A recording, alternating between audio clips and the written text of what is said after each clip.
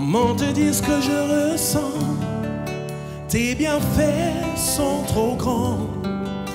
Du fond de mon âme coule de larmes qui traduisent mes silences. Comment te dire ce que je ressens?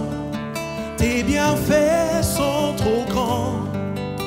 Du fond de mon âme coule de larmes qui traduisent mes silences. Que ma vie soit une fleur, un parfum pour toi, Seigneur. Que ma vie soit une fleur, un parfum de bonne odeur. Devant toi je me répands, fais de moi ce que tu voudras. Devant toi je me répands, fais de moi ce que tu voudras.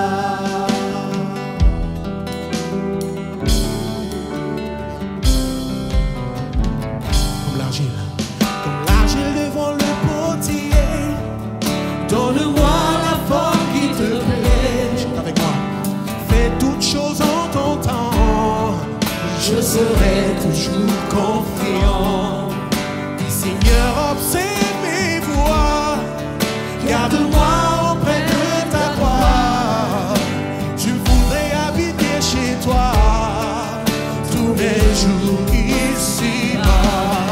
Que ma vie soit une fleur, un parfum pour toi, Seigneur. Que ma vie soit une fleur, un parfum de bonne odeur. Devant toi je me répands, fais de moi ce que tu voudras. Devant toi je me répands, fais de moi ce que tu voudras. Seigneur, que ma vie soit une fleur, un parfum pour toi, Seigneur.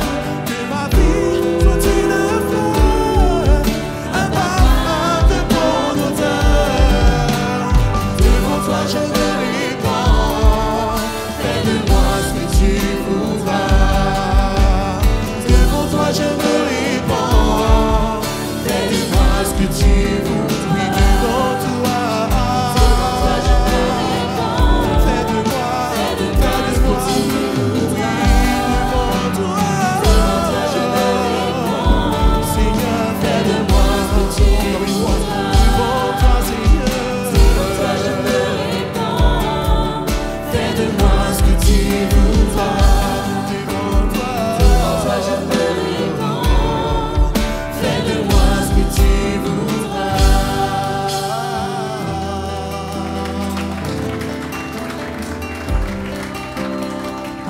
De ma vie ce que tu veux, papa.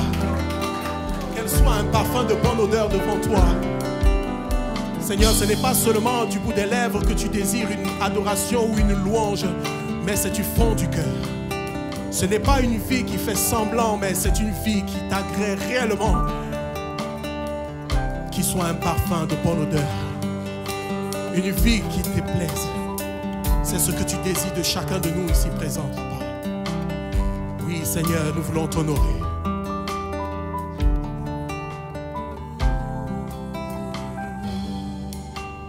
Devant toi je me répands, fais de moi ce que tu voudras.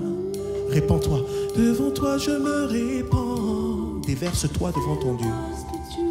Encore une fois, devant toi, fais de moi ce que tu voudras. Devant toi, fais de moi ce que tu voudras. Laissons Jésus agir dans nos vies. Laissons Jésus agir dans nos vies. Ne retiens pas ce que Jésus ne veut pas que tu retiennes là. Relâche. Lâche les choses qui sont en toi. Laisse-les tomber maintenant. Répands-toi devant le Seigneur, ton Dieu. Jésus est là présentement. Tu n'as pas besoin d'ouvrir les yeux. Tu as juste besoin d'ouvrir les yeux de ton cœur. Car il est là présentement. Alors relâche ce qui te retient. Relâche. Et ouvre ta bouche aussi. Alléluia. Devant toi, je me répands, Seigneur.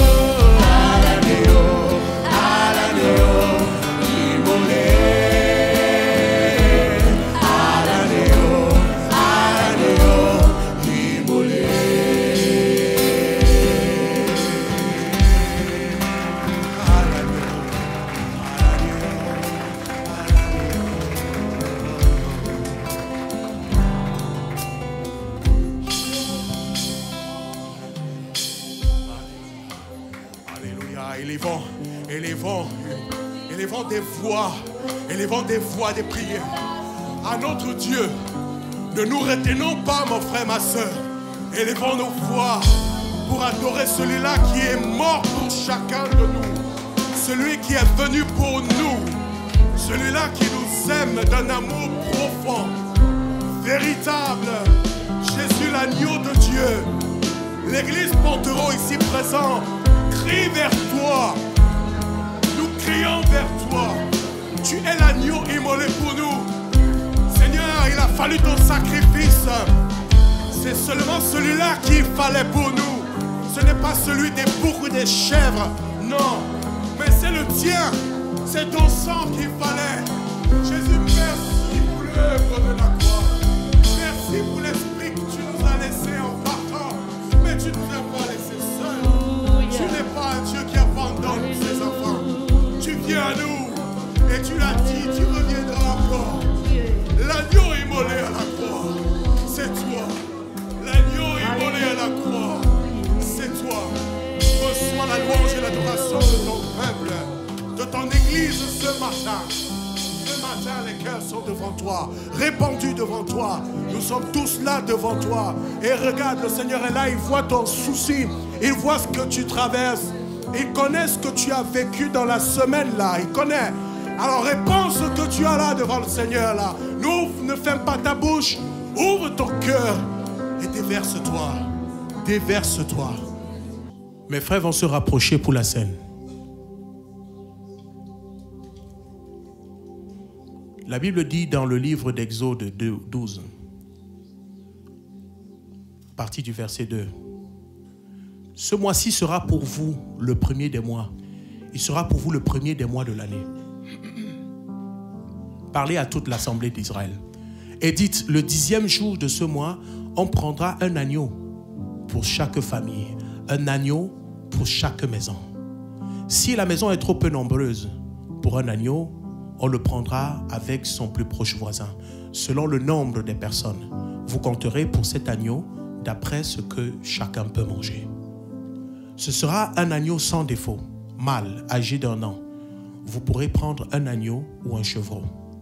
Vous le garderez jusqu'au 14e jour de ce mois et toute l'assemblée d'Israël l'immolera entre les 2 soirs. Continue mon frère, continue mon frère. On prendra de son sang, on le mettra sur les 2 linteaux et sur le linteau de la porte des maisons où on le mangera. Cette même nuit, on en mangera la chair, rôtie au feu. On la mangera avec des pains sans levain et des herbes amères. Vous ne la mangerez point à demi-cuit et bouilli dans l'eau, mais il sera rôti au feu avec sa tête, avec la tête, les jambes et l'intérieur. Continue. Vous n'en laisserez rien jusqu'au matin, et s'il en reste quelque chose le matin, vous le brûlerez au feu. Vas-y mon frère, ne t'arrête pas. Quand vous le mangerez, vous aurez vos reins sains, vos souliers aux pieds et votre bâton à la main, et vous le mangerez à la hâte. C'est la Pâque de l'Éternel.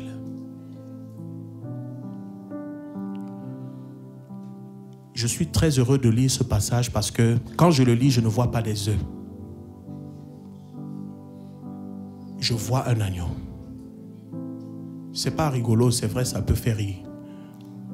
Mais c'est l'agneau. Ce n'est pas un œuf. Ce n'est pas un chocolat. C'est l'agneau. Vous les pères, vous les mères, dites à vos enfants, Jésus, c'est l'agneau. Ce n'est pas le chocolat. Ce n'est pas les œufs.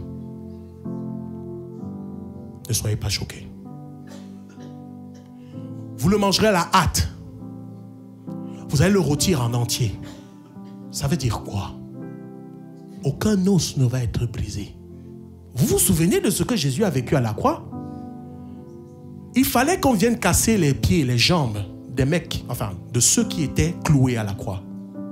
Mais quand on est arrivé sur Jésus, il était déjà mort. Pourquoi? C'était pour accomplir ce passage. On le retire en entier. Aucun os ne doit être brûlé. Aucun os ne doit être coupé, cassé. Jésus n'a perdu aucun de ses os. Mais par contre, il a laissé couler son sang. Il a laissé que sa chair soit laminée. Mon frère, regarde comment tu souffres souvent dans ta chair. Jésus a souffert de la même manière. Et même pire encore, il allait jusqu'à mourir. Toi, tu es encore vivant. Vous comprenez ce que je veux dire? Tu es encore vivant, tu es encore vivante.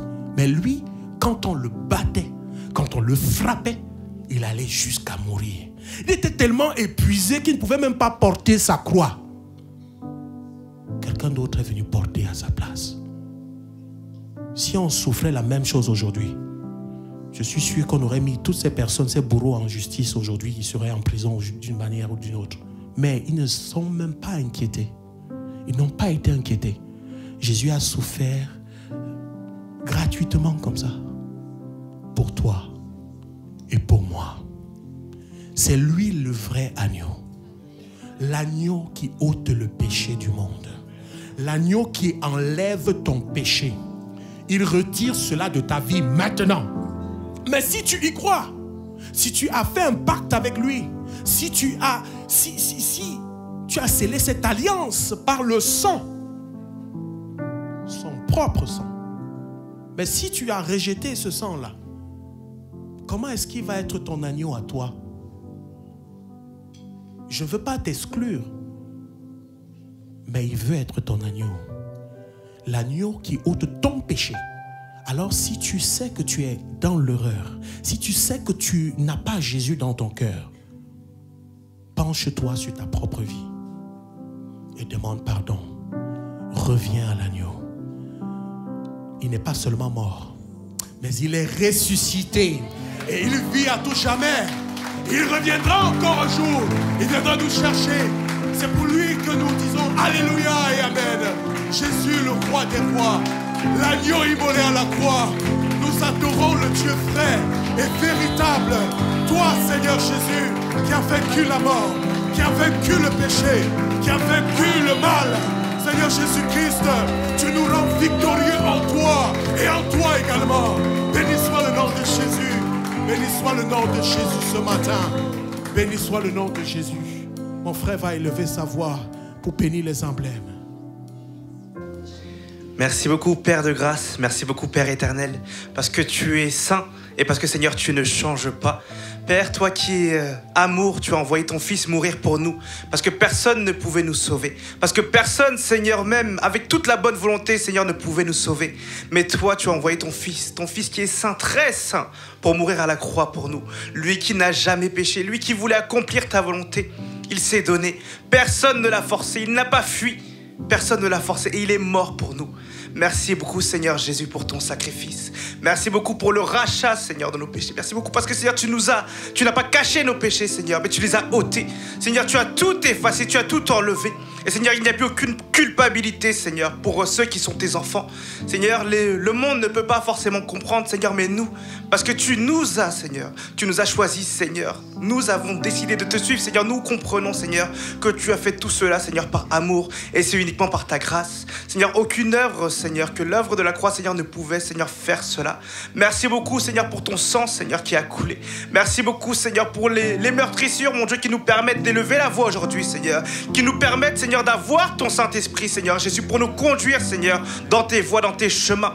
Seigneur, je te prie, mon Dieu, pour que celui qui ne t'a pas encore donné sa vie puisse réexaminer sa vie et voir, mon Dieu, que toi seul, Seigneur, tu es la vie. Que toi seul, Seigneur, tu es le chemin et la vérité. Que toi seul, Seigneur, tu es celui qu'on appelle fidèle et véritable, Seigneur. Celui qui nous conduit, Seigneur, à le suivre. Tu ne forces personne, Seigneur Jésus. Et c'est en toute liberté qu'aujourd'hui nous allons prendre, Seigneur, ces emblèmes. Seigneur, tu ne forces personne. Seigneur, toi, tu nous aimes. Seigneur, toi, tu nous gardes, mon Dieu. Seigneur, toi, tu t'es fait comme nous, Seigneur, pour que, à la finale, Seigneur, nous soyons comme toi. Donne-nous, Seigneur, vraiment de revêtir, Seigneur, ton caractère. Donne-nous, Seigneur, d'aspirer, Seigneur, aux choses d'en haut, Seigneur. Donne-nous, Seigneur, d'aspirer aux richesses d'en haut, Seigneur Jésus. Donne-nous, Seigneur, de toujours demeurer en toi, Seigneur, d'avoir les yeux, Seigneur, fixés sur toi. Parce que, Seigneur, nous ne sommes que pèlerins ici-bas, Seigneur. Et notre fidélité, Seigneur, c'est d'être dans l'éternité avec toi. Merci beaucoup, Seigneur. Merci beaucoup, toi, l'agneau. L'agneau, Seigneur, qui ôte nos péchés. Merci beaucoup, toi qui nous donnes la vie. Merci beaucoup, Seigneur, parce qu'avec toi, nous ne sommes pas en survie, Seigneur, mais nous sommes vivants, mon Dieu, et pleins de joie. Seigneur, Tu es notre espérance, Seigneur Jésus. Et nous prenons ces emblèmes, mon Dieu, pour nous souvenir que tu reviens. Seigneur, certains peuvent s'impatienter. Seigneur, d'autres peuvent penser que cela est très proche. Mais Seigneur, tu dis que tu reviens bientôt. Donne-nous, Seigneur, vraiment d'avoir les yeux focalisés sur toi. Parce que tu es là, Seigneur. Et tu frappes, Seigneur, à la porte de nos cœurs, Seigneur Jésus. Donne-nous, Seigneur, vraiment de continuer, Seigneur, sur cette voie avec toi. Donne à ceux, Seigneur, qui n'ont pas fait ce pas de foi, Seigneur, de faire ce pas de foi, Seigneur, de prendre ta main, Seigneur, que tu tends. Et Seigneur, merci beaucoup pour la grâce que tu nous fais d'être tes enfants. Seigneur, nous ne sommes plus uniquement tes serviteurs. Seigneur, tu nous as appelés tes amis. Et tu nous appelles, Seigneur, tes enfants. Seigneur, nous faisons partie de ta famille. Merci beaucoup pour ce privilège, Jésus. Amen. Tu as une armée ce matin. Nous sommes l'armée de l'Éternel.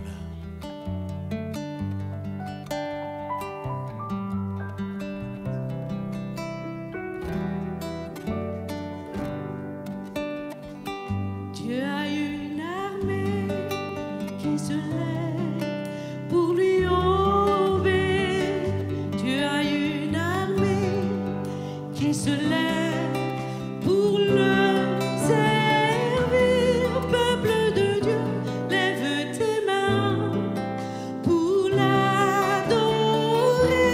Peuple de Dieu, ouvre ta bouche. Dieu veut parler.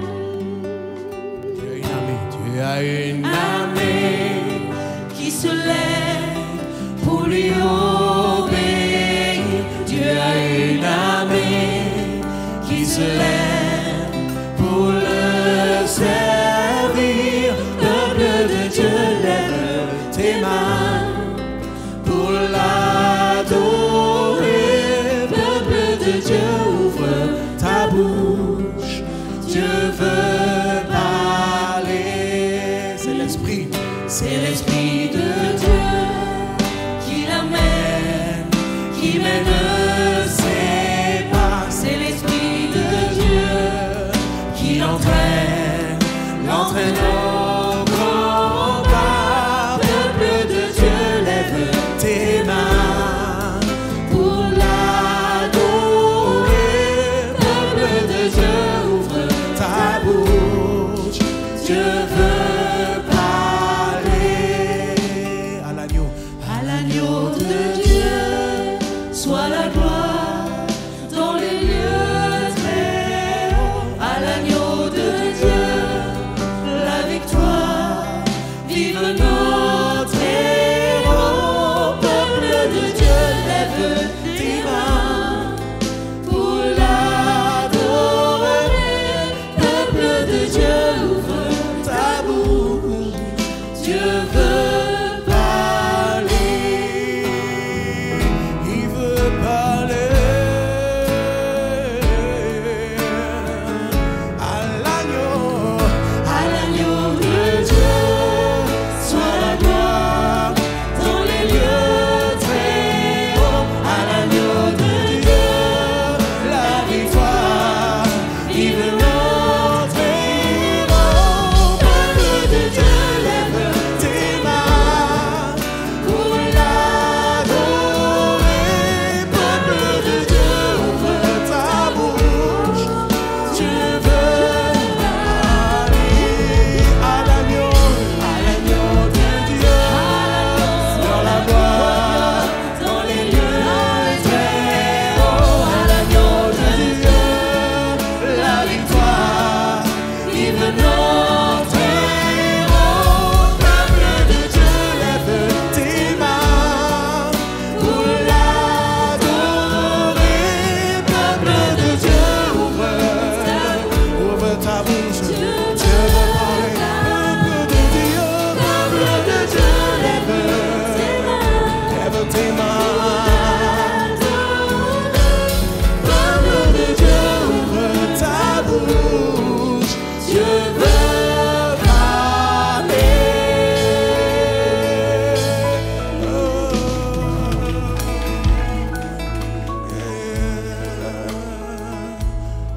Alléluia. Le Seigneur veut parler à ton cœur ce matin.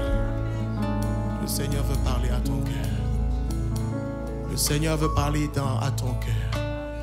C'est dans le calme et la douceur que tu entendras sa voix. Ce n'est pas dans le bruit, ce n'est pas dans le vacarme. Le Seigneur parle à ton cœur. Mais si tu as le cœur ouvert, tu recevras ses paroles. Fais silence devant ton Dieu. Faisons tous silence devant notre Dieu.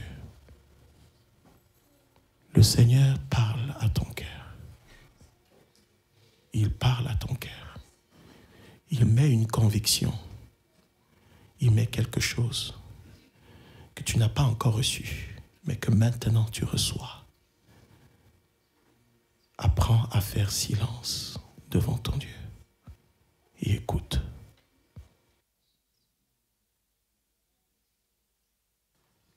Nos frères vont passer.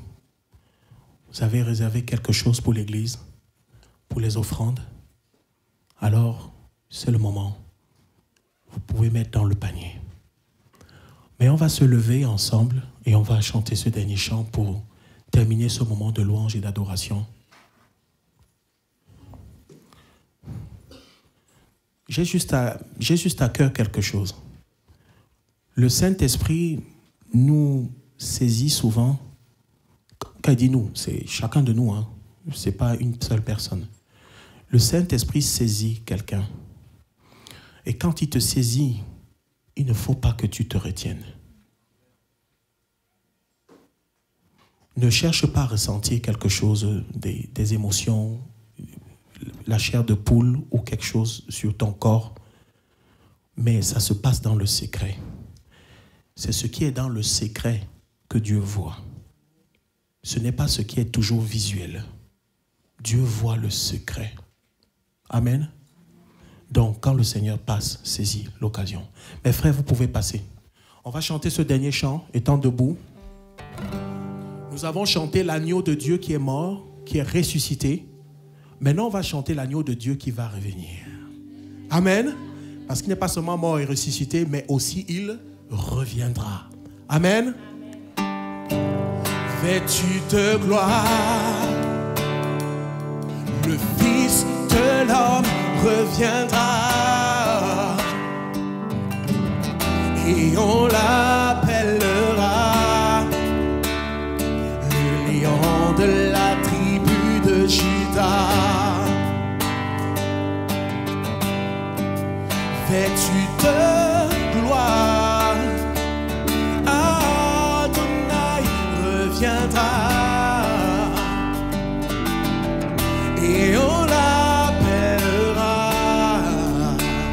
le lion de la tribu de Juda. Et ce jour-là, on dira Alléluia, Alléluia,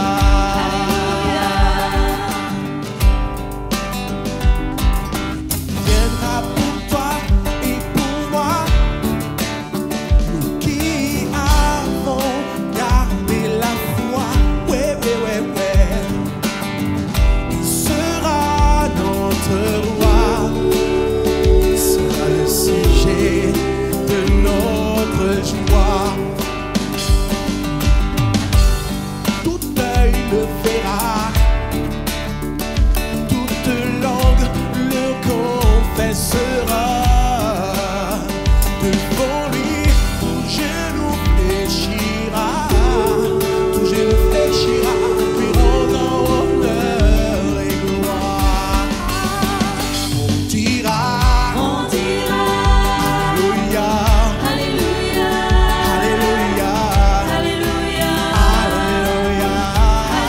Oh, ce jour-là, on dira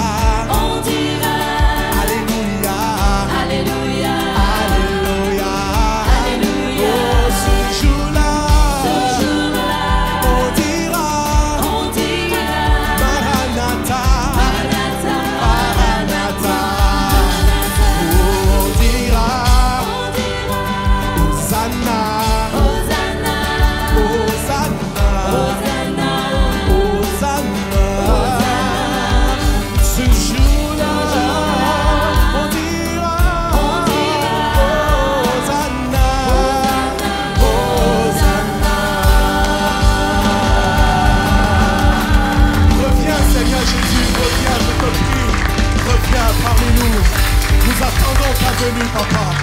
Alléluia. Père, merci pour ta grâce, merci pour ton amour. Toi le Dieu saint, toi le Dieu bon, toi le Dieu des miséricordes, toi l'Éternel des armées célestes.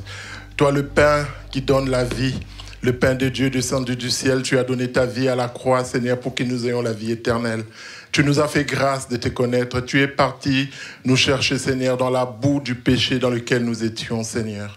Oh Père, quel amour inconditionnel. Tu as donné ta vie. Tu n'as pas regardé à nos péchés. Tu n'as pas regardé, Seigneur, à nos ténèbres. Tu n'as pas regardé à notre condition, mais tu nous as accordé simplement ta grâce. Tu es celui qui ne nous juge pas. Tu es celui qui ne nous condamne pas. Mais tu es celui qui te donne la vie éternelle avec toi, l'agneau de Dieu, qui est descendu du ciel. Je te loue et je te rends grâce. Je te bénis infiniment parce que tu es bon, tu es amour, tu es juste et tu es miséricorde. Père, bénis, Seigneur, les offrandes que tes enfants t'ont apportées ce jour, Seigneur. Bénis les frères et sœurs, Seigneur, qui donnent, Seigneur, du peu que tu leur as donné, Seigneur, pour l'avancement de ton œuvre. Quel que soit leur moyen de faire leurs dons, Seigneur, que ce soit par des virements, que ce soit par des chèques, des montants qui sont mis, Seigneur, dans les corbeilles qui passent. Seigneur, je te demande de bénir et de rendre au centuple, Seigneur, parce que tu es le Dieu qui bénit. Tu es le Dieu tout-puissant. Père, merci pour ta grâce. Je laisse la parole, Seigneur, de ce midi entre tes mains. Père Saint, sanctifie-nous, Seigneur, par ta parole, car ta parole est la vérité. Seigneur, que ton esprit parle au cœur de chacun de nous, Seigneur. Adresse-toi personnellement à chacun de nous et dispose nos cœurs à recevoir cette parole qui va être donnée ce jour, Seigneur. Merci pour ta grâce et ton amour. Amen.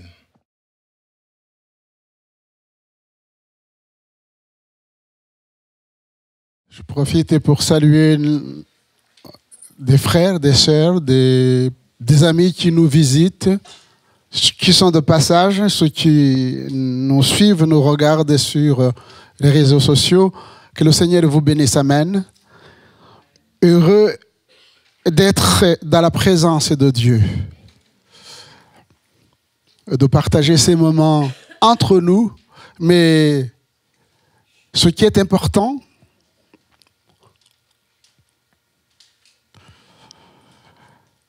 c'est que nous allons ouvrir la parole de Dieu ensemble. Parce que je considère, chers frères et sœurs, et j'aimerais que vous puissiez aussi considérer que la parole de Dieu, c'est la plus importante dans tout ce que nous faisons. Nous sommes réunis autour de la parole de Dieu. Nous sommes... je dis souvent, et je suis convaincu de cela, quand nous parlons, quand nous chantons, Dieu nous écoute, il écoute très bien. Mais le vrai souci, c'est que quand il nous parle, nous, je vous laisse répondre. Est-ce que nous écoutons comme Dieu nous écoute? Seigneur, touche nos oreilles, c'est l'entendement de nos oreilles pour que nous puissions écouter la pensée de Dieu. Bon, merci à notre frère Gabi qui a été inspiré pour prendre le passage que je vais ouvrir. Ça va l'encourager aussi. Continue comme ça. Exode chapitre 12, verset 1er. Exode chapitre 12, verset 1er. On prendra le temps de lire plusieurs textes bibliques ce matin, afin que ces paroles restent gravées dans nos cœurs. L'Éternel dit à Moïse et à Aaron dans le pays d'Égypte: ce mois-ci sera pour vous le premier des mois, et sera pour vous le premier des mois de l'année. Parle à toute l'assemblée d'Israël et dites: le 10e jour de ce mois, on prendra un agneau pour chaque famille, un agneau pour chaque maison. Si la maison est trop peu nombreuse pour un agneau, on le prendra avec son plus proche voisin selon le nombre des personnes. Vous compterez pour cet agneau d'après ce que chacun peut manger. Ce sera un agneau sans défaut, mâle, âgé d'1 an. Vous pourrez prendre un agneau ou un chevreau. Vous le garderez jusqu'au 14e jour de ce mois et toute l'assemblée d'Israël l'immolera entre les 2 soirs. On prendra de son sang et on mettra sur les 2 poteaux et sur le linteau de la porte des maisons où on le mangera. Cette même nuit, on en mangera la chair rôtie au feu. On la mangera avec des pains sans levain et des herbes amères. Vous ne le mangerez point à demi-cuit et bouilli dans l'eau, mais il sera rôti au feu avec la tête, les jambes et l'intérieur. Vous ne laisserez rien jusqu'au matin. Et s'il reste quelque chose le matin, vous le brûlerez au feu. Quand vous le mangerez, vous aurez vos reins sains, vos souliers aux pieds et votre bâton à la main, et vous le mangerez à la hâte. C'est la Pâque de l'Éternel. Cette nuit-là, je passerai dans le pays d'Égypte et je frapperai tous les premiers-nés du pays d'Égypte, depuis les hommes jusqu'aux animaux, et j'exercerai des jugements contre les dieux de l'Égypte. Je suis l'Éternel. Dans Luc chapitre 24, verset 1er. Luc chapitre 24, verset 1er. Le premier jour de la semaine, ils se rendirent au sépulcre de grand matin portant les aromates qu'ils avaient préparés. Ils trouvèrent que la pierre avait été roulée de devant le sépulcre et étant entrés, ils ne trouvèrent pas le corps du Seigneur Jésus. Comme ils ne savaient que penser de cela, voici 2 hommes leur apparurent en habits resplendissants, saisis de frayeur et baissaient le visage contre terre. Mais il leur dit: pourquoi cherchez-vous parmi les morts celui qui est vivant? Il n'est point ici, mais il est ressuscité. Souvenez-vous de quelle manière il vous a parlé lorsqu'il était encore en Galilée. Et qu'il disait: il faut que le Fils de l'homme soit livré entre les mains des pécheurs, qu'il soit crucifié, qu'il ressuscite le 3e jour. Et elles se souvinrent des paroles de Jésus. À leur retour du sépulcre, elles annoncèrent toutes ces choses aux 11 et à tous les autres. Celles qui dirent ces choses aux apôtres étaient Marie de Magdala, Jeanne, Marie, mère de Jacques, et les autres qui étaient avec elle. Ils tinrent ces discours pour des rêveries et ne crurent pas ces femmes. Mais Pierre se leva et courut au sépulcre, s'est abaissé, il ne vit que les linges qui étaient à terre, puis il s'en alla chez lui dans l'étonnement de ce qui était arrivé. Amen.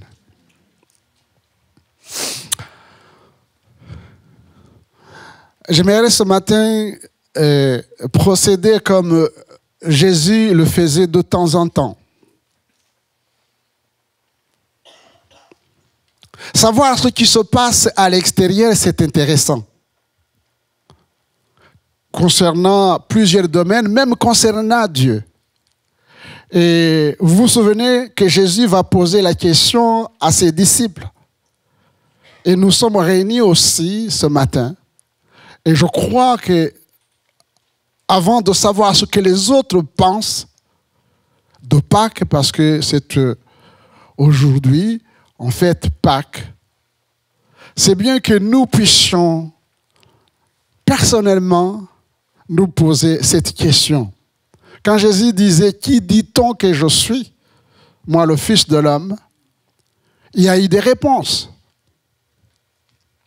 Les réponses venant de l'extérieur. Ce n'est pas aujourd'hui qu'on fait des sondages et des enquêtes. Ça a commencé depuis très longtemps.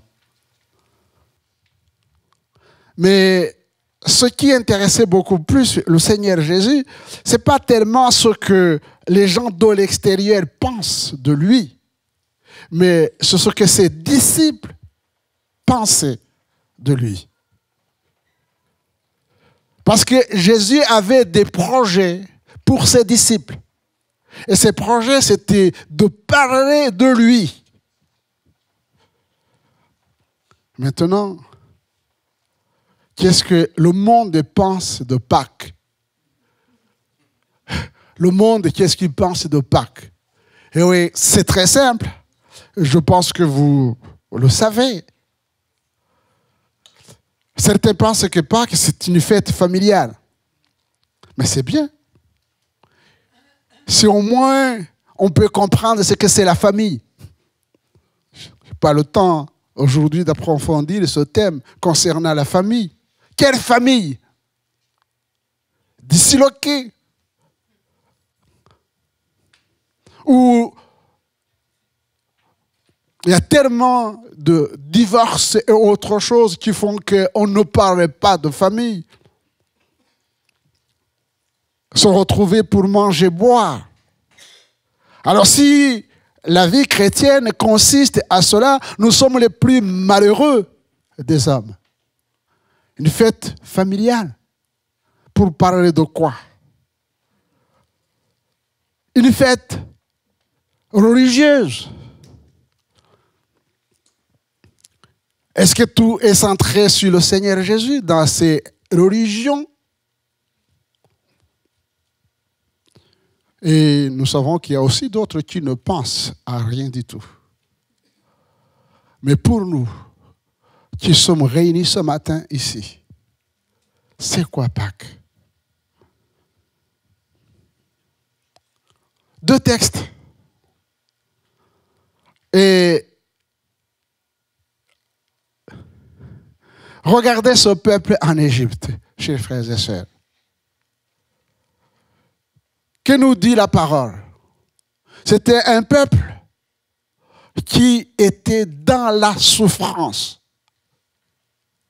esclave, de telle sorte que la souffrance, les cris de douleur sont montés jusqu'aux oreilles de l'Éternel.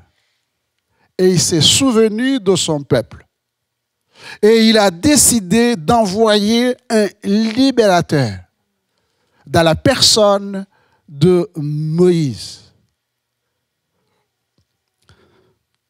Je m'arrête un peu avant de faire le parallèle avec la venue de Jésus. Je ne pense pas et je ne crois pas que Dieu nous a créés pour demeurer dans la souffrance.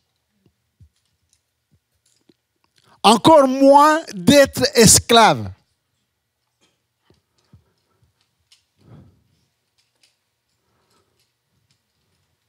Autre chose, c'est que les douleurs, les souffrances qui sont peut-être l'objet de nos vies, eh bien, montent vers l'Éternel. Il s'est souvenu et il a dit à Moïse d'immoler un agneau sans tache. Un agneau sans tache. Et cela, ça signifie quoi dans la parole de Dieu? L'agneau de Dieu qui ôte le péché du monde. L'agneau de Dieu qui ôte le péché du monde. Tu mettras le sang sur les poteaux, sur le linteau, et je verrai le sang. Et j'épargnerai toute personne qui sera dans cette maison où sur la porte et les linteaux il y a du sang. Chers frères et sœurs, c'est parce que Christ a versé son sang. Il est mort sur la croix. Amen. Il est mort sur la croix. Mais bien plus, et c'est ça le centre du message, c'est cela que signifie Pâques. C'est que Christ est mort, bien plus, il est ressuscité et il est vivant. Dans l'épître aux Romains, chapitre 8, verset 34, il nous est dit ceci. Qui accusera les élus de Dieu? C'est Dieu qui justifie, qui les condamnera. Christ est mort, bien plus, il est ressuscité, il est à la droite de Dieu et il intercède pour nous. Qui accusera les élus? Qui sont les élus? Hein? Vous, nous. Ça veut dire quoi, vous, nous?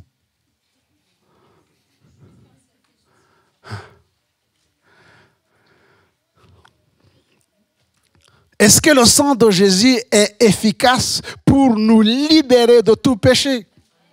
Pour nous délivrer de tous les liens, de toutes les chaînes? Et si vous êtes encore dans les chaînes, vous êtes des élus.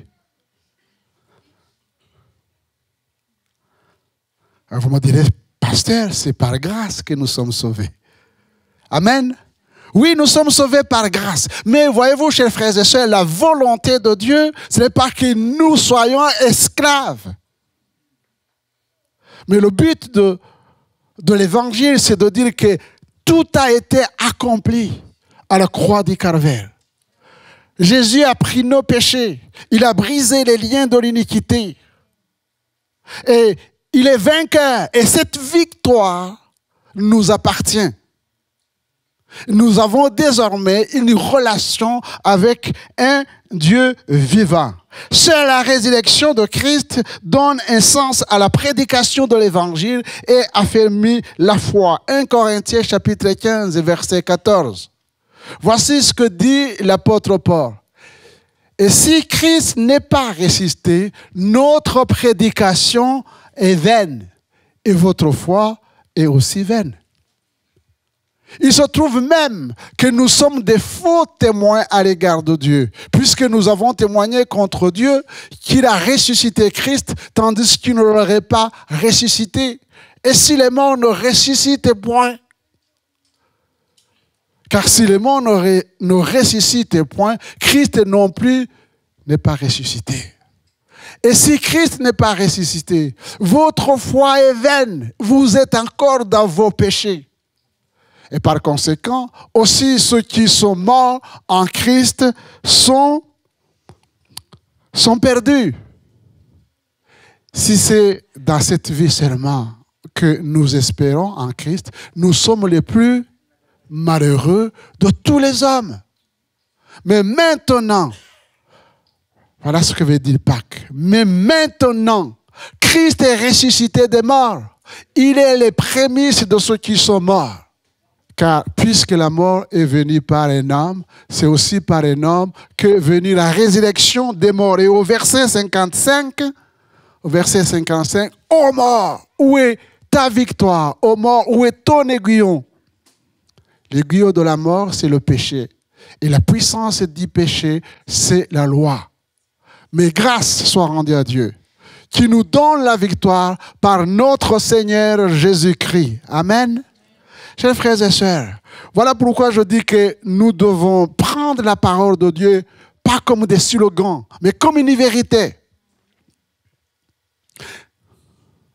Il n'y a plus de condamnation pour ceux qui sont en Jésus-Christ, parce que Christ a vaincu le péché. Il a vaincu mon péché. Ça serait peut-être mieux de dire de cette manière-là. Quand il a vaincu le péché, c'est global. Mais il a vaincu mon péché. Il a brisé les liens qui me tenaient. Nous avons des parcours différents. Nous sommes différents. Mais Jésus est venu nous visiter les uns les autres dans nos vies personnelles, dans nos souffrances personnelles. Et nous avons expérimenté non seulement le salut par grâce, mais aussi la victoire. Les chaînes sont tombées. Nous nous réjouissons quand nous chantons, les chaînes sont tombées. Mais c'est une réalité, chers frères et sœurs. Et ça devrait être une réalité. Christ en mourant sur la croix, il a remporté la victoire sur le péché. Il est ressuscité, il est devenu notre justification.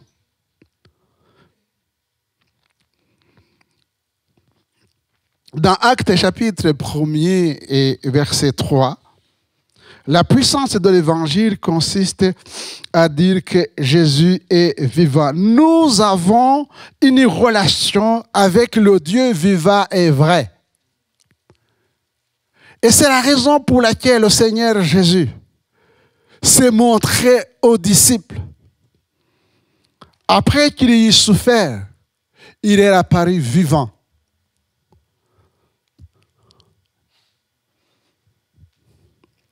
Est-ce que dans ma souffrance, dans mon problème, comment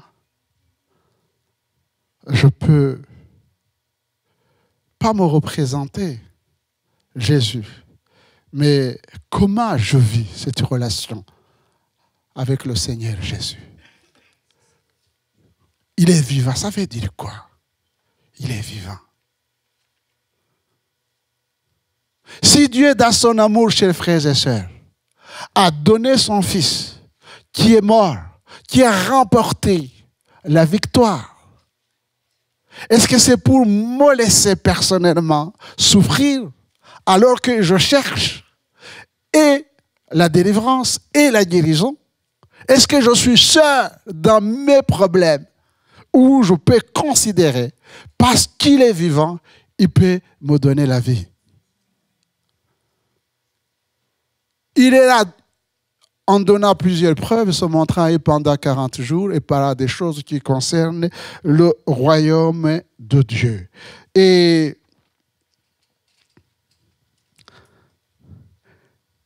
c'est ce qui s'est passé avec les femmes dans les textes bibliques. Comme elles ne savaient pas que penser de cela, voici deux hommes leur apparurent en habits resplendissants, saisis de frayeur. Il baissait le visage contre terre, mais il leur dit, voilà le message des anges. Pourquoi cherchez-vous parmi les morts celui qui est vivant?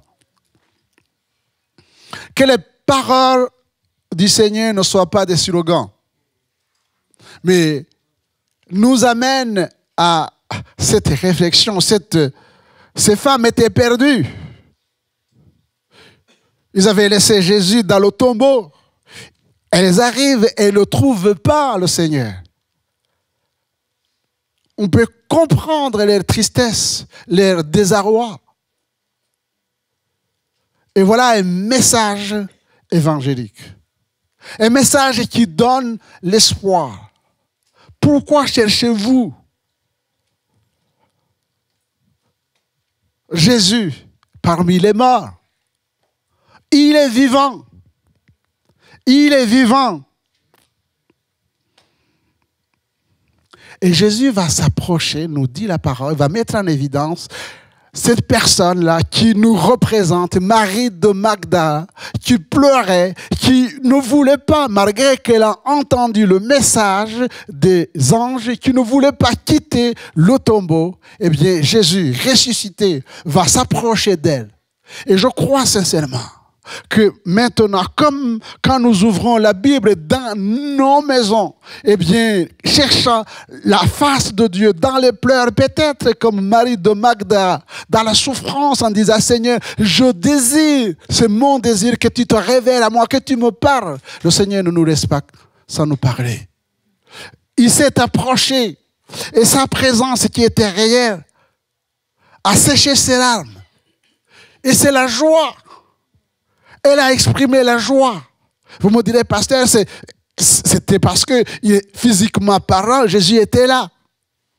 Et donc nous sommes perdus, chers frères et sœurs. Si nous n'avons pas la foi que Jésus est le même hier, aujourd'hui, éternellement, que ce qu'il a fait quand il était sur la terre, il le fait maintenant, alors notre foi est vaine.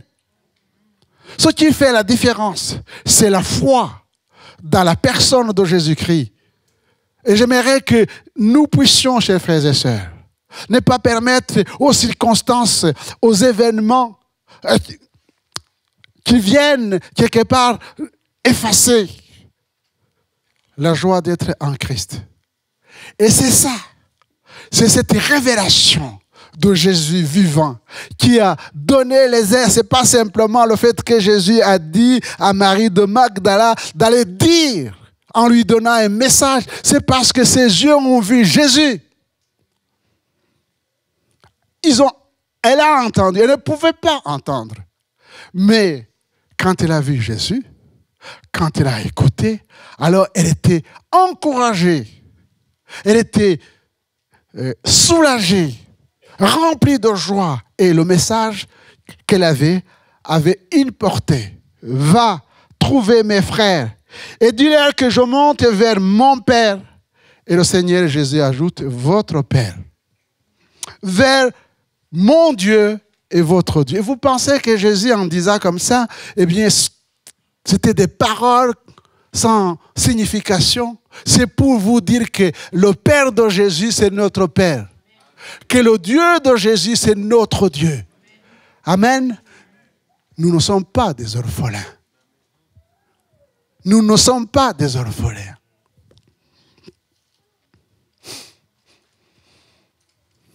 Oui. On peut perdre une personne qui nous est chère. Et ça peut nous briser. Ça arrive. Si ça ne vous est pas arrivé, je prie que ça ne vous arrive pas. Mais quand vous êtes en Christ et que vous êtes dans le fond où vous mangez que vos larmes, eh bien, même la consolation d'un homme ou d'une femme ne change rien. Mais quand Jésus vient poser sa main sur toi, il te dit, mon fils, ma fille, je suis vivant. Et toi aussi, tu es vivant, tu es vivante. Les choses changent. Oui, les choses changent. Allez demander ceux qui ont fait l'expérience. Venez me voir à la fin. Et posez-moi la question de dire, pasteur, pourquoi tu as dit cela? Je dis cela parce que j'ai vécu la consolation de Dieu. J'ai expérimenté ce que c'est être consolé. Oui, mon Sauveur est vivant. Il est vivant. Et il veut se glorifier dans nos cœurs. Et dites à cette chose qui te terrasse que ton Seigneur est vivant. Ne permets pas d'être dans le fond. Laissez être touché comme Marie de Magdala dont les larmes coulaient. À partir du moment où Jésus l'a touché, il y a eu cette révélation. C'est un miracle. Les larmes se sont séchées. Elle était joyeuse, contente. Et elle a en plus reçu. Elle était dans l'incapacité d'apporter ce message. Mais au moment où elle a été visitée, alors là, elle était heureuse, joyeuse. Elle a vu Jésus, elle a entendu Jésus, elle a reçu le message. Alors, elle pouvait partir, partager ce message de dire que non seulement Jésus est vivant, il est monté vers notre Père, vers notre Dieu. Cela signifie que nous avons de l'espérance. Ce n'est pas simplement maintenant. C'est que la victoire de Jésus sur la mort, la résurrection de Jésus, Pâques, ne symbolise pas simplement le présent, mais nous invite dans l'espérance que Jésus reviendra. Parce que si Jésus n'était pas ressuscité, on ne pouvait pas penser au retour de Jésus. C'est parce qu'il est mort, bien plus il est ressuscité. Il est assis à la droite de Dieu, nous dit la parole de Dieu. Il intercède en notre faveur, en notre faveur. Et nous attendons son retour. Alors c'est pourquoi nous voulons dire à ceux qui sont dans des religions mortes, ceux qui trafiquent avec l'occultisme, nous avons un message, Christ est vivant. Regardez ce que dit Colossiens chapitre 2, verset 13. Vous qui étiez morts par vos offenses et par les circoncisions de votre chair, il vous a rendu à la vie avec lui, en nous faisant grâce pour toutes nos offenses. Il a effacé l'acte dont les ordonnances nous condamnaient et qui subsistait contre nous. Il a détruit en le clouant à la croix. Il a dépouillé les dominations, les autorités. Il les a livrés publiquement en spectacle, en triomphant d'elles par la croix. Voyez-vous, chers frères et sœurs, nous sommes des hommes et des femmes libres, affranchis, pardonnés, C'est une réalité. Il n'y a pas de condamnation. Notre casier est vierge. Le sang de Jésus est passé par là. Personne ne peut me condamner. Personne ne peut me condamner. Et moi-même, je ne me condamne pas. Je suis un homme libre. Aucun esprit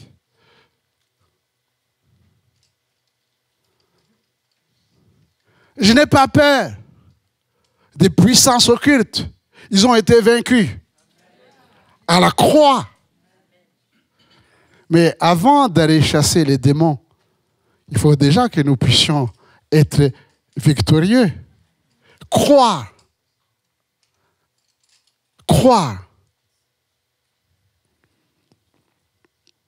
À ceux qui abandonnent les voies de Dieu pour retourner dans le monde comme des masses.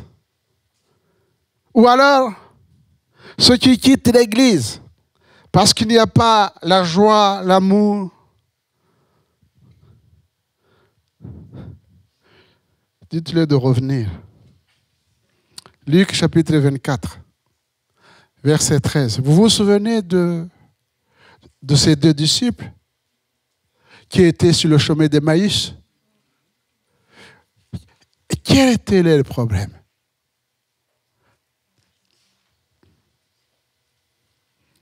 Comment se fait-il que ces gens-là, qui avaient connu le Seigneur Jésus avant sa mort, eh bien, Jésus vient avec eux, il marche avec eux, mais ils sont insensibles.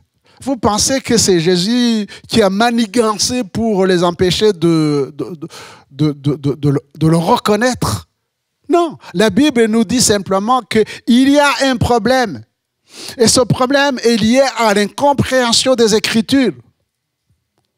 C'est parce que nous ne comprenons pas les Écritures que souvent nous réagissons mal. Eux, ils pensaient que Jésus, voilà, tout notre problème. Ils pensaient que Jésus était venu dans le but de mettre dehors les Romains et d'établir un royaume terrestre. Mais Jésus n'était pas venu pour ça.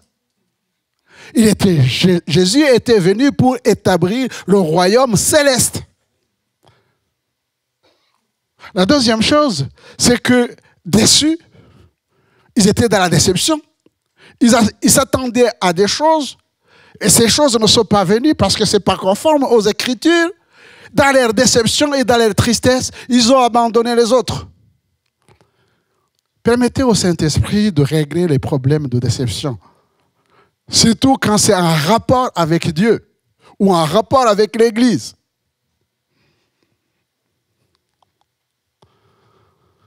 Je pardonne facilement, pourquoi? Parce que j'ai été déçu et j'ai déçu les autres. Je ne sais pas si c'est égalité, mais c'est comme ça. Et qui d'entre nous peut se lever et dire qu'il n'a jamais déçu les autres? Qui? Levez-vous. Alors pardonnez. Vous êtes là dans vos frustrations, il ne m'a pas dit bonjour, il ne m'aime pas. Est-ce que vous l'aimez? Hein? Est-ce que vous priez? Est-ce que vous priez pour lui, pour elle?